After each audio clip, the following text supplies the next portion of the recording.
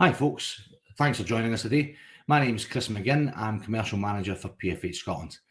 Today, my colleague James Lyons and myself are going to talk to you about our upcoming tender for our new EESSH2 framework. And as hopefully most of you should know, EESSH stands for the Energy Efficiency Standard for Social Housing. First of all, I'm going to talk a little bit about PfH Scotland, who we are and what we do, give you a little bit of background on us. Then I will talk a little bit more about the framework solutions we currently offer, along with our dynamic purchasing systems. And I'll then pass over to my colleague James, who will discuss the upcoming EESSH2 tender. So, why PfH Scotland? Well, to give you a little bit of background as to who we were created in 2004 in partnership with CIH and Housemarque, and we're managed by the Improver Group. Under their management, we've gone from being just another transactional framework provider and now offer what we consider to be a full 360-degree value proposition incorporating frameworks, technology, consultancy and dynamic purchasing systems.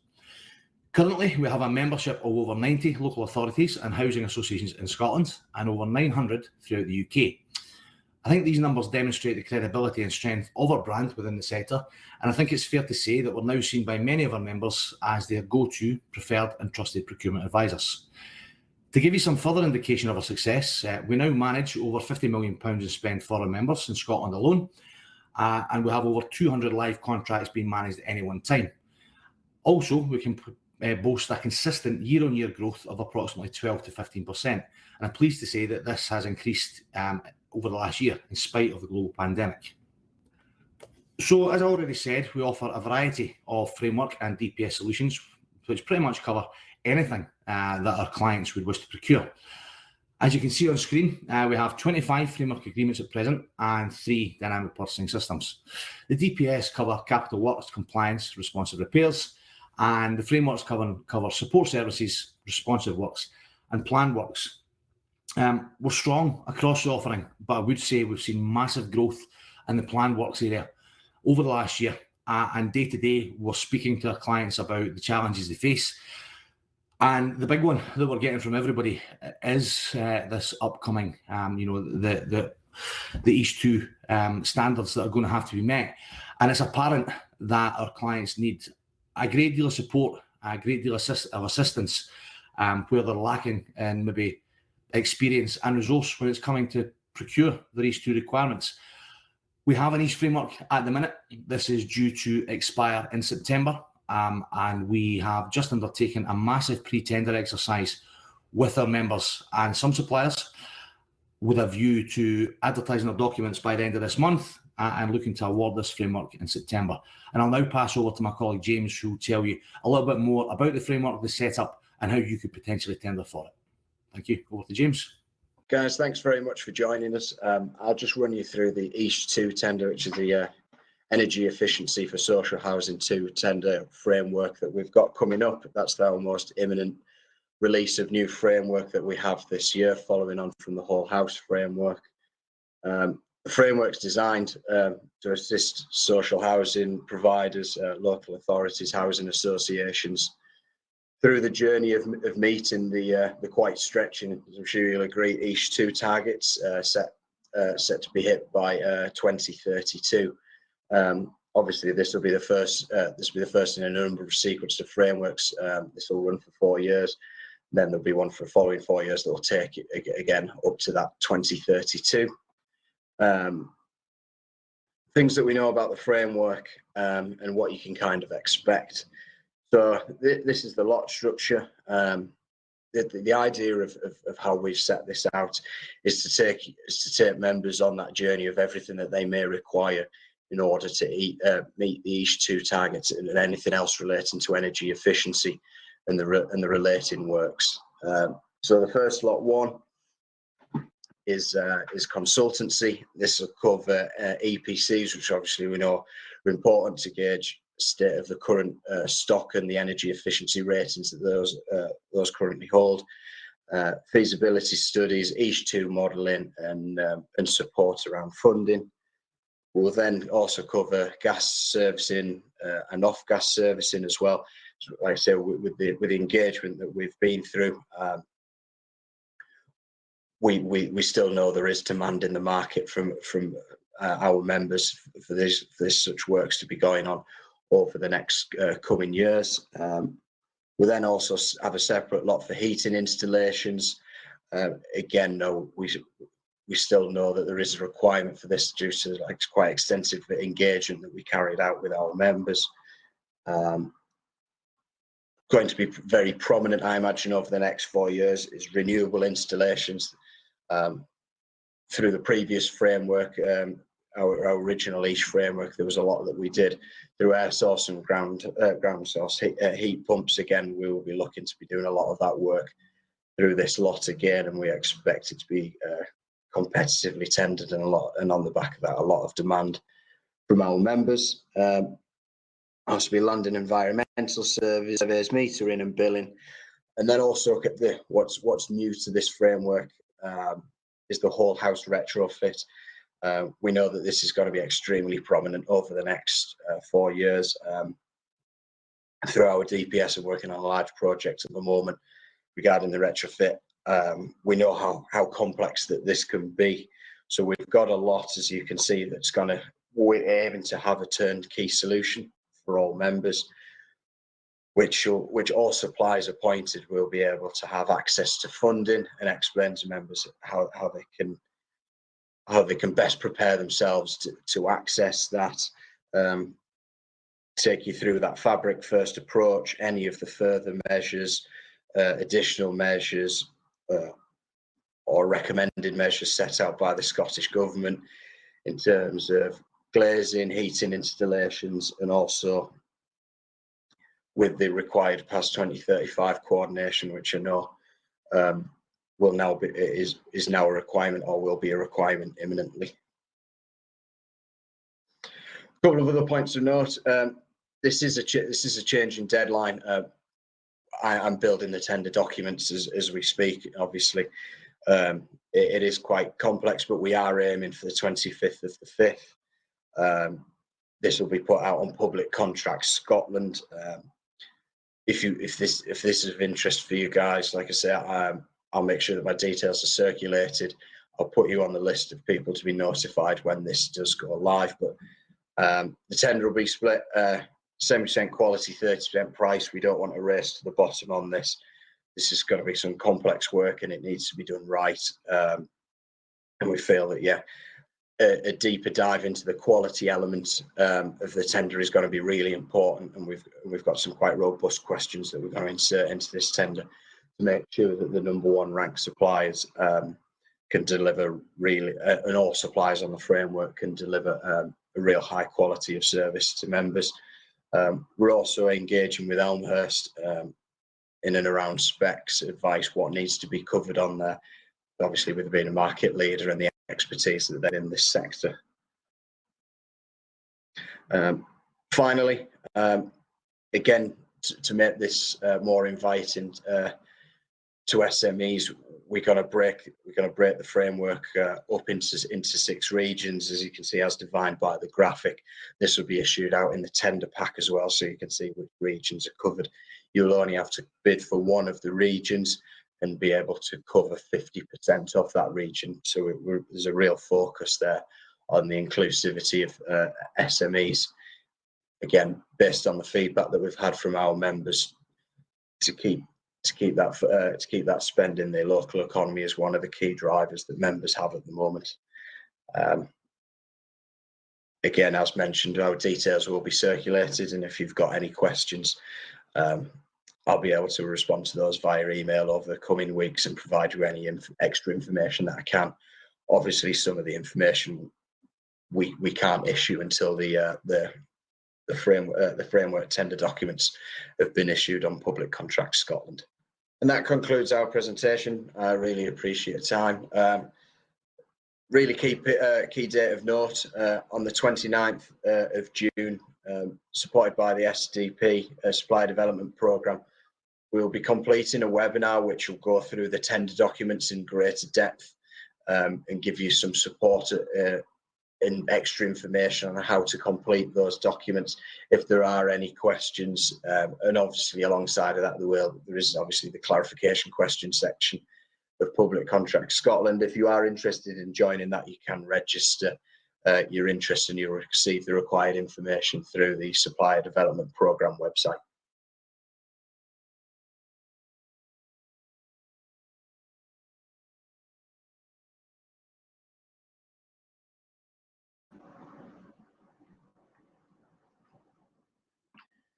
Good afternoon, everybody. Thanks for watching that video. I hope you enjoyed watching that back as a lot more than I did. I've just seen some questions come through, so I'll start from the top and I'll run through them. Like I say, if there are any further questions, just please fire away. The first one that's come through, will the framework be broken up into supply and then install? No, all lots will be supply and install where that is relevant. We have a materials framework which covers the material side of things only. Sorry, just a new one's come through. Next one, the consultancy a lot likely to include project management. We will leave that open, so within the contract notice, elements of project management will be written into that. There won't be any rates to call off from. The consultancy, we want it to be broad, and that can take you from accessing funding all the way to say to project management, feasibility studies, anything around that. We're still devising specifically what that lot's going to include, but we're going to try and make it as broad as possible.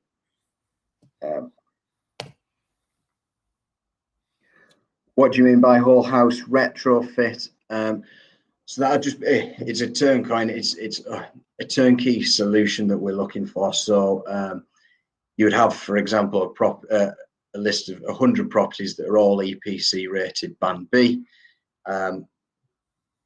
EPC rated Band D, and these need to be brought up EPC rated Band B. What you would then do is there would be an assessment of each property. You'd go through and see what measures would be best effective for that property to get them up to the required EPC rating. So it would include possibly internal wall insulation, external wall insulation, roofing insulation, flooring insulation, air source heat pumps, ground source heat pumps, glazing, other heating installation measures. It's basically an overarching of all the energy efficiency solutions that are available that can bring a property up to the required EPC rating. The quality and cost split, I've just seen that come through. So we're going for 70% quality and 30% price on this framework.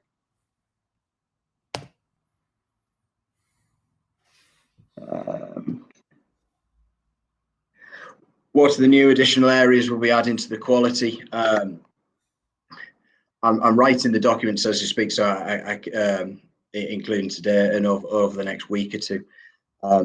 What we're looking to do is basically tackle into the category specific challenges. So if it's pepper potted properties, that we're looking at types of questions that we can ask to basically get an understanding of the suppliers and how they tackle the day-to-day challenges, not just the general framework questions.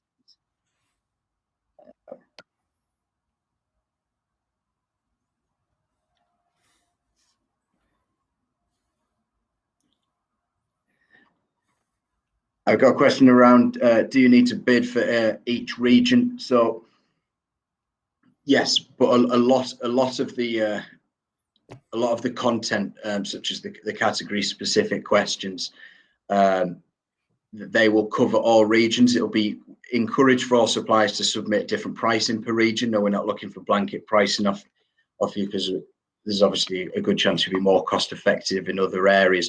But it won't be a case of doing, if you want to bid for all 6 lots, you'll have to do 6 times the work.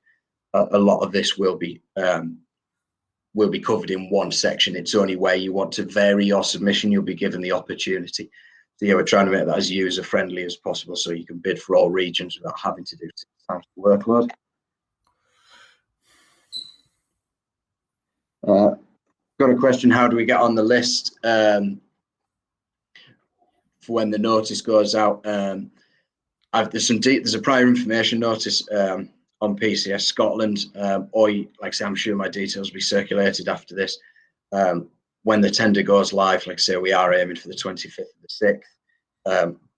But these dates do change. It won't be any earlier than that. It may be a little later. Like I say, with my details being circulated, I'll be able to. I've got a long list of everyone who wants to be notified, and I'll make sure not just one, but many blanket emails go out to make sure that the tender isn't missed, because obviously we want as many suppliers to bid as possible. It's not the best.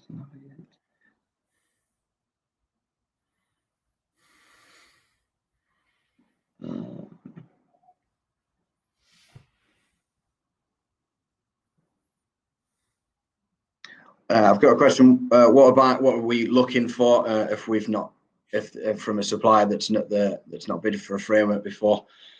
One of the big things is differentiation. We get a lot of responses, especially from a quality aspect, that read the same, and it's obviously it's the standard bits of information or what you'd expect. But we're also looking for that point of that USP, that point of differentiation between you and the other organisation. What do you do that goes above and beyond the industry standard, which means that if we're to you have to be appointed to one of our members' contracts, that you're going to deliver on all the requirements that they've set out.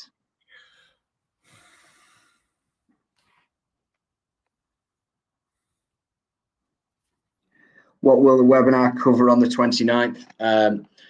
So the idea is that the tender will be out at this stage, or it will be imminent, and at that point, I'll be able to get, like I say, I'm sure some of these questions are asking, to really dip into what's covered on the tender documents, how to go about filling them out. Kind of just go through it, go through the tender page by page, what to expect, or if it's out there, what you've seen and digested. And just kind of a good way, if anyone who's not familiar with our documents or just, like I say, just wants that run through of where to fill things out, how to use it, how to access it. Again, it's probably just similar to this, just an greater in-depth run through, specifically around the tender documents, how to complete them, and hopefully so that again makes as accessible for you guys as possible, to be able to bid for the framework, because that's what we want, as much competition as possible.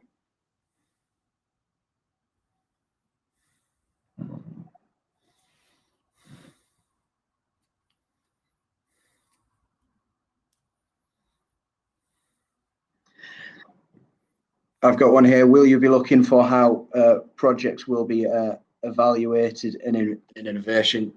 Yes, a lot of what we're going to be looking at is how value can be added by suppliers on any of the projects that will be delivered through the framework. And also, again, on the innovation, we've got the renewables lot that, again, within the contract notice that will be written. And we obviously know there's going to be new technologies, or I hope there'll be new technologies over the next 4 years, and that you'll be able to use this framework to access those suppliers with those new innovative technologies to deliver works, if that is what is required by the member.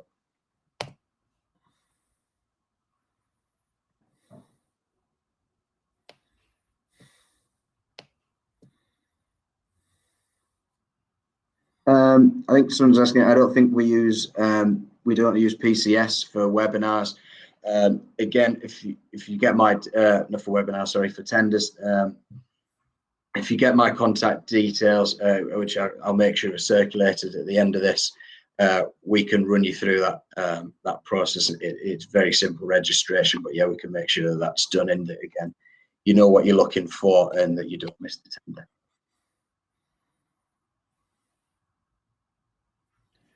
Confirmation of the release date, somebody's just asked. So we are aiming for the 25th of this month. It will be no earlier. It could be a couple of days later. Like I said, this is a work in progress. We're going from framework to framework, so it could be a few days later. We are still in the process. I am still in the process of writing the documents, but I'd like to keep it as close to the 25th as possible.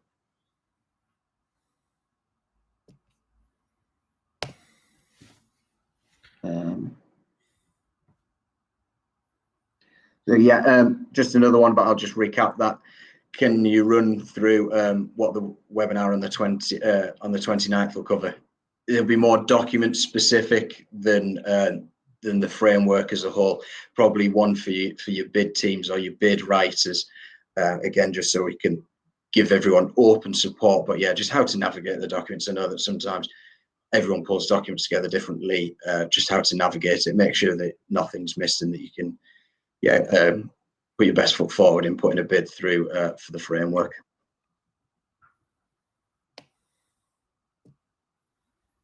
And that's all the questions I've got so far. If there is anything else, like I say, I think I mentioned it a couple of times. My email will be circulated, and I'll come back to you straight with any questions that you've got. Because obviously, I know that time is pressing, and the tender will be out shortly. So yeah, I'll make sure to get back to you as soon as possible.